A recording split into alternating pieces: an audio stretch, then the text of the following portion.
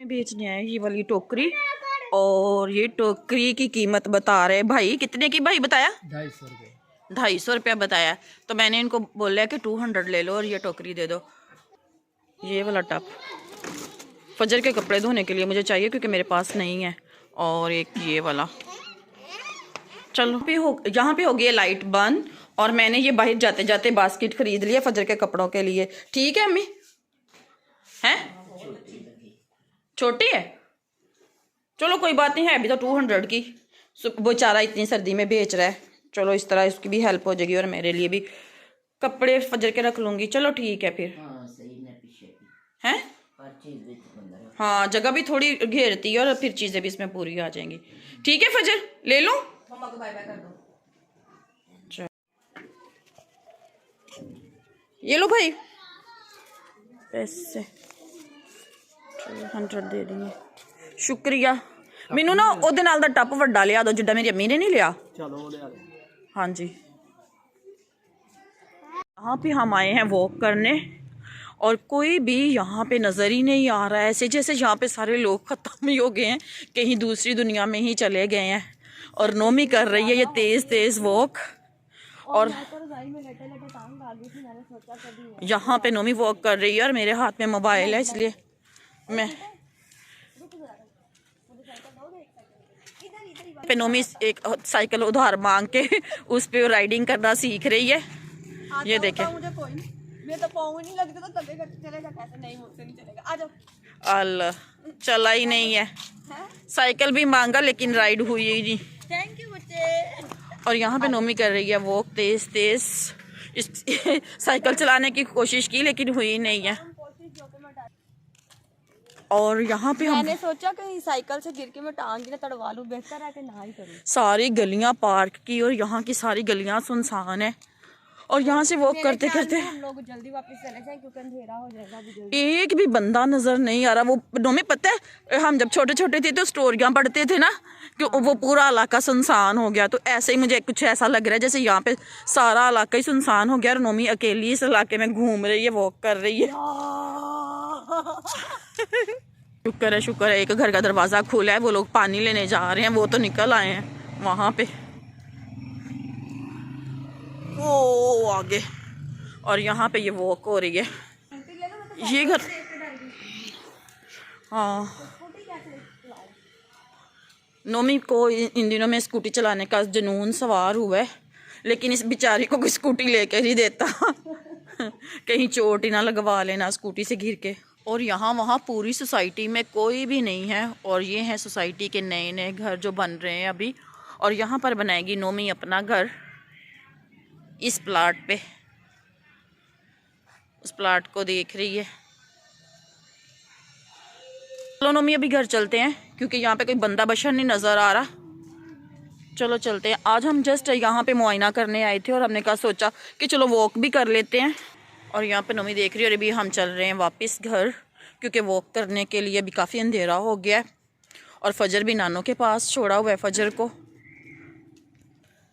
पहले तो वॉक कर रही थी मैं, लेकिन अभी आप ही तेज़ तेज़ वॉक कर रही हैं और ये लाइटें ऑन हो गई हैं और मेरे ख्याल में भी हमें घर वापस जाना चाहिए। तो अब हम घर वापस जाने के लिए चल पड़े हैं। तो सोसाइटी देख लें ये वाली, सारे लोग अपने घरों में छुपे बैठे हैं, इतनी सर्दी और देखें धुंध पड़ना शुरू हो गई है। और यहाँ पे आप ही कह रही जल्दी जल्दी आ जाओ। फजर घर पे इंतज़ार करी होगी, फजर कार्टून देख रही थी तो हमने उसको देखा वो बिजी हो गई तो हम निकल आए घर से। तो ये देखो ये वाला घर भी नया बना है और जब तक यहाँ पे आना सोसाइटी में बहुत सारे घर बन जाने हैं। ये देखिए अभी बन रहा है, बना अभी हाँ कंस्ट्रक्शन में भी लगे हुए हैं। हाँ बन रहे हैं अभी ये भी घर। और जब तक आपने आना है ना सारा कंप्लीट हो जाना है। ये देखो नोमी का हाल, ये क्या तार रही, इस पे से आम बता रही हो कि किन्नू तार रहे हो? ये मुझे अच्छा लग रहा है, बहुत मजे का। घर जाते जाते हमें ये गाजरें नजर आ गई हैं तो अभी हम लेने लगे हैं ये गाजरें। तो यहाँ पे गजरेले के लिए गाजरें नोमी ले रही है। वॉक करते करते गाजरें लेनी शुरू कर दी हैं।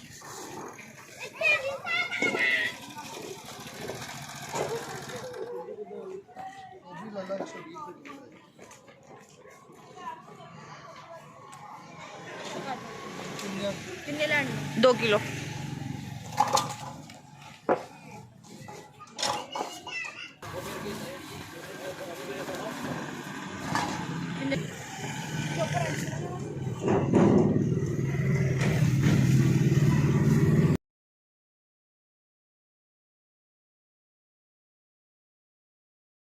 ये वाली गाजरें बहुत सस्ती, तो मैंने ये ले ली थी 2 किलो।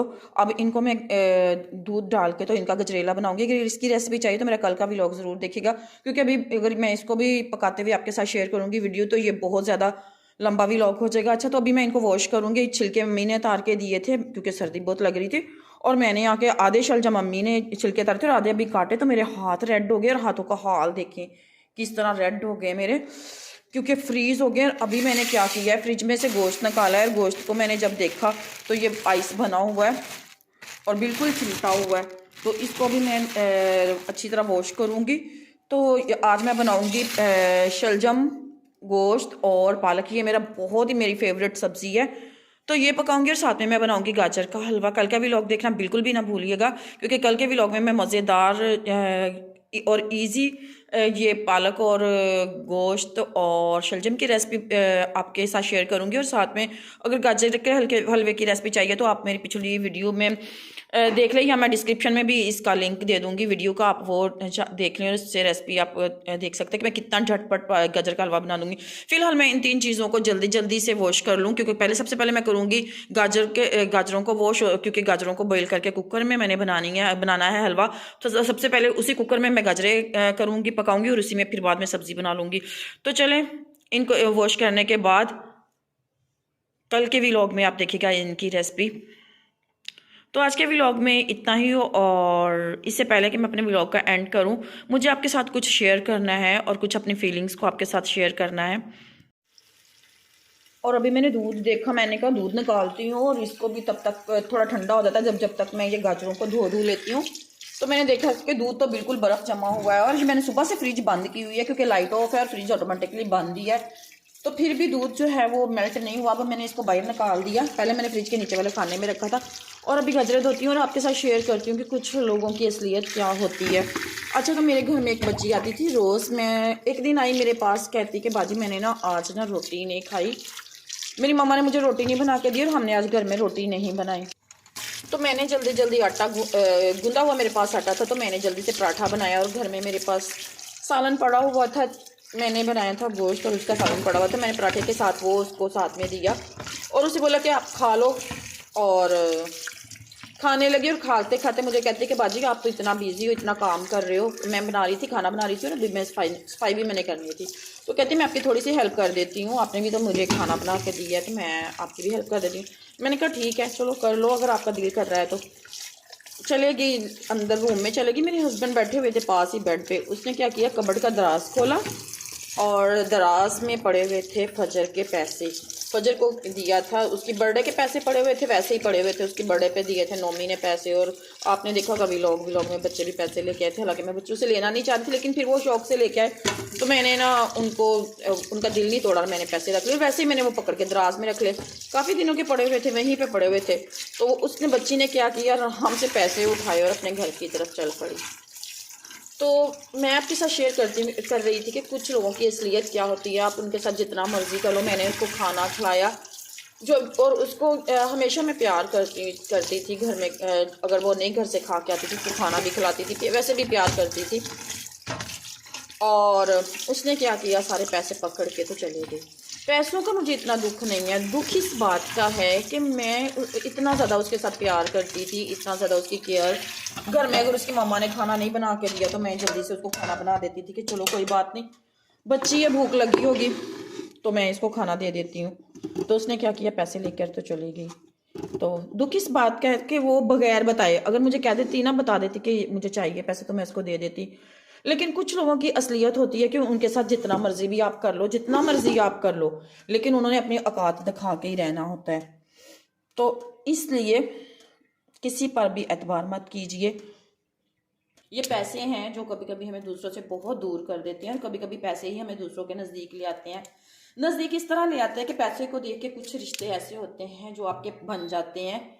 वो समझते हैं कि अभी इनके पास पैसा है, चलो अभी इनके पास जाएं, खाएं पिए ऐश करें। और कभी कभी ऐसा होता है कि पैसे जब होते हैं तो लोग आपसे दूर भी हो जाते हैं कि भाई इनके पास इतना पैसा है तो हमारे पास नहीं है। बात कहाँ से कहाँ पहुँच गई। बात मैं कर रही थी उस बच्ची की कि मैंने उसको खाना खिलाया, उसको अपने घर में रखा, उसकी केयर की, लेकिन उसने जाते जाते क्या किया, कबर्ड में जितने पैसे थे, पैसे कोई बहुत ज़्यादा नहीं थे, कुछ थाउजेंड्स थे, तो वो लेके चली गई। मेरा कुछ भी नहीं गया, लेकिन उसका एतबार जो है वो मेरा सारी उम्र के लिए उससे उठ गया। अब मैं उसके साथ इस तरह कभी भी नहीं करूँगी। मतलब जब वो उसको मेरी ज़रूरत होगी मैं उसको अवेलेबल नहीं होंगी, क्योंकि मेरा उसने एतबार तोड़ दिया।